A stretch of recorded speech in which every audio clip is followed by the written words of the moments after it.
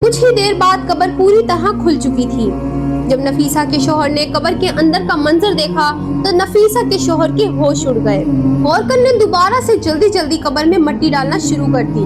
اس کے پسینے چھوٹ رہے تھے۔ وہ کہنے لگا، تمہاری بیوی کیسی عورت تھی جو اس کی قبر میں ایسا عذاب ہو رہا ہے؟ نفیسہ کے شوہر کو تو خود بھی یقین نہیں آ رہا تھا۔ جو کچھ اس نے دیکھا وہ سچ میں کیا اس کی بیوی کے ساتھ ہی ہو رہا تھا؟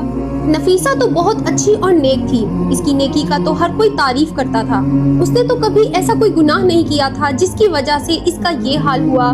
وہ پریشانی سے تڑپنے لگا، میری بیوی کو ایسے کون سے گناہ کی اتنی بڑی سزا مل رہی ہے؟ ہورکن نے کہا، تم چابیوں کا کوئی اور انتظام کر لو۔ قبر میں چابیاں ڈھونڈنا بہت مشکل ہے اور تم نے خود ہی دیکھا نا کہ اس کا یہاں عذاب ختم ہی نہیں ہو رہا۔ وہ کس حال میں ہے، اس کی طرف سے توبہ استغفار کرو، اور اگر کوئی گناہ ایسا ہے جو اس نے اپنی زندگی میں کیا ہے